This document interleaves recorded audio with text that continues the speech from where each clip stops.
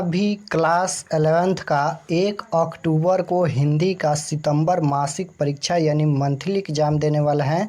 तो अभी के इस क्लास में हम लोग क्लास 11th के लिए सितंबर मंथली एग्ज़ाम के लिए हिंदी के 100% ओरिजिनल क्वेश्चन पेपर देखेंगे। और ये 100% ओरिजिनल क्वेश्चन पेपर हैं क्लास 11th हिंदी के। देख सकते हो यहाँ पर क्लास 11th मंथली एग्जामिनेशन सितंबर 2024, क्लास 11th मासिक परीक्षा सितंबर 2024। तो यहाँ पर ये हिंदी का पेपर 25 सितंबर को होने वाला था, लेकिन यहाँ पर 1 अक्टूबर को होगा क्योंकि 25 सितंबर को परीक्षा नहीं होने वाला है यहाँ पर हिंदी का। तो 1 अक्टूबर को आप लोग का हिंदी का मासिक परीक्षा होने वाला है, सितंबर मासिक परीक्षा। और ये हिंदी का क्वेश्चन पेपर है, देख सकते हो यहाँ पर क्लास 11th हिंदी के ओरिजिनल क्वेश्चन पेपर। और ये साइंस, आर्ट्स, कॉमर्स तीनों के लिए सेम पेपर रहेगा। यहाँ पर देख सकते हो IAC, ICOM और IA तीनों के लिए सेम पेपर रहेगा। तो आप लोग इस क्वेश्चन को तैयार करके जाइए। और विषय कोड भी यहाँ पर देख सकते हो, तीनों के लिए यहाँ पर विषय कोड दिया गया है। तो आप लोग का एग्ज़ाम 1 घंटा 30 मिनट का समय मिलेगा और आप लोग का एग्ज़ाम जो होगा वह 50 नंबर का होगा। तो चलिए हम इसका क्वेश्चन आंसर बता देते हैं। आप लोग क्लास में अंत तक बने रहिएगा और ये सभी प्रश्न को ज़रूर याद कर लीजिएगा। तो यहाँ पर सबसे पहले आप लोग को सेक्शन ए मिलेगा, खंड अ, जिसमें ऑब्जेक्टिव क्वेश्चन पूछा जाएगा 1 से लेकर 30 तक, जिनमें से 25 प्रश्नों के उत्तर देना है एग्जाम में। तो फर्स्ट क्वेश्चन देखिए, पूछा गया है कि जिन संज्ञाओं से एक ही प्रकार की वस्तुओं अथवा व्यक्तियों का बोध हो उन्हें क्या कहते हैं। फर्स्ट क्वेश्चन पर यही क्वेश्चन पूछा जाएगा आपके एग्जाम में कि जिन संज्ञाओं से एक ही प्रकार की वस्तुओं अथवा व्यक्तियों का बोध हो उन्हें क्या कहते हैं। तो जातिवाचक संज्ञा कहते हैं। Right answer option number B हो जाएगा। क्वेश्चन नंबर 2 पूछा गया है कि निम्नलिखित में से कौन अल्प विराम चिन्ह है। तो राइट आंसर 2 नंबर का ऑप्शन नंबर सी हो जाएगा यहाँ पर। क्वेश्चन नंबर 3 पूछा गया है कि ढ का उच्चारण स्थान क्या होगा। तो राइट आंसर क्वेश्चन नंबर यहाँ पर 3 का ऑप्शन नंबर बी हो जाएगा, तालु।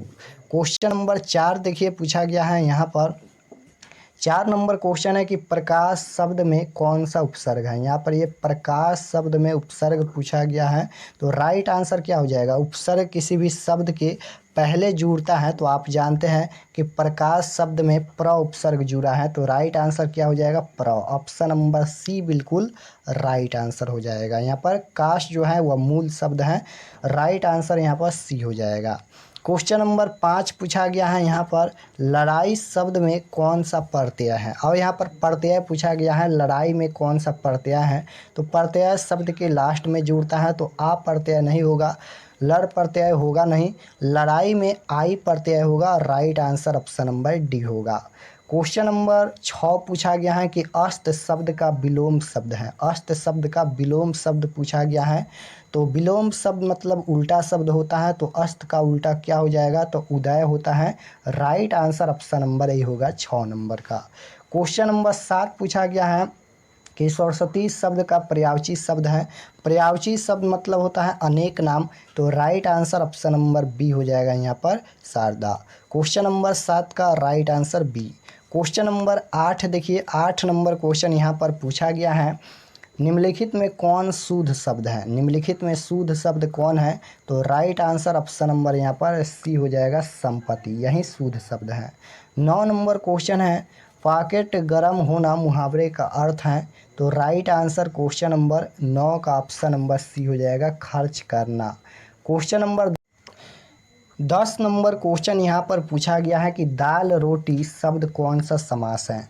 बताना है कि दाल रोटी शब्द कौन सा समास है। तो देखिए यहाँ पर दो शब्दों के बीच में इस तरह से माइनस वाला, जिसे हम योजक चिन्ह बोलते हैं। तो अगर दो शब्दों के बीच में योजक चिन्ह लगा हो उसे द्वंद्व समास कहते हैं। तो राइट आंसर क्या हो जाएगा, द्वंद्व समास होगा। ऑप्शन नंबर सी इसका राइट आंसर होगा। दाल रोटी शब्द कौन सा समास है, तो ये द्वंद्व समास है।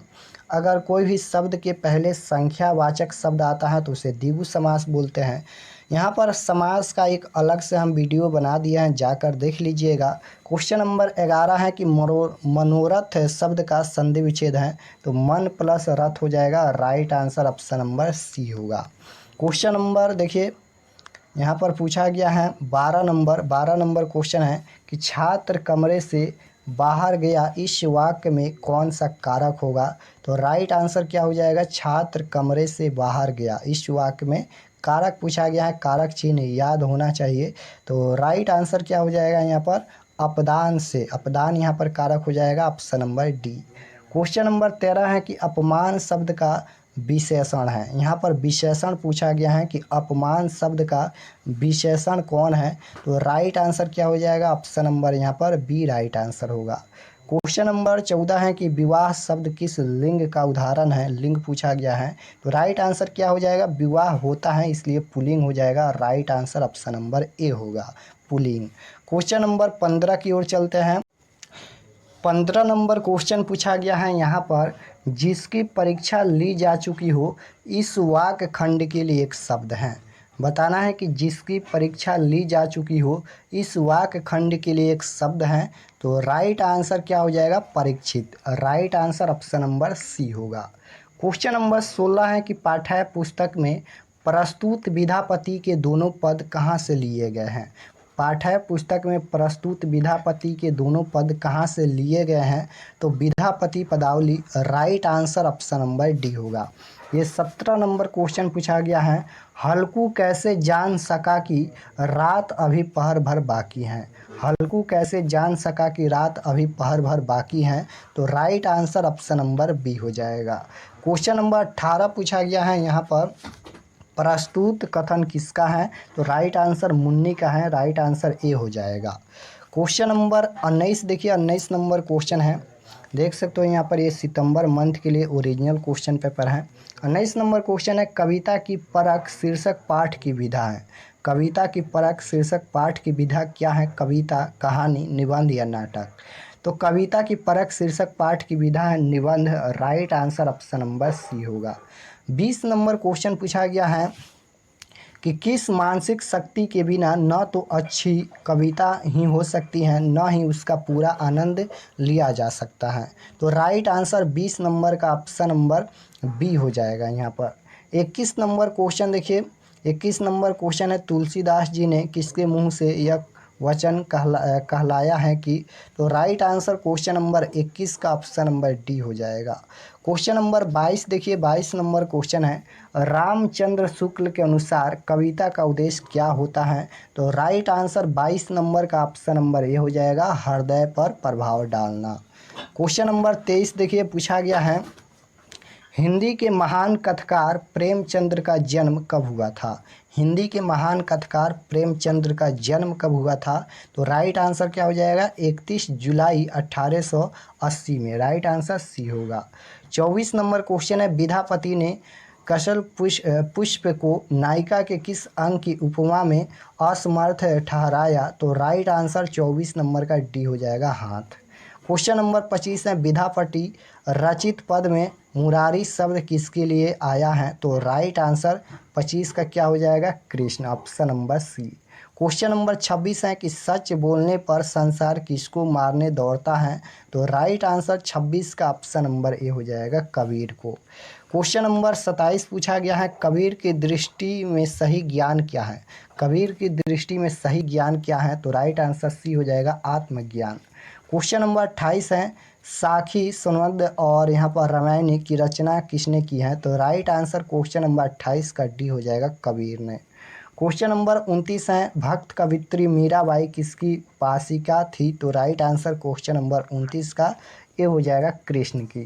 क्वेश्चन नंबर 30 है कि भक्त कवित्री मीराबाई की तुलना भारतीय साहित्य में तमिल की किस वैष्णव भक्त कवित्री से भी की जाती हैं? तो राइट आंसर 30 का ऑप्शन नंबर सी हो जाएगा।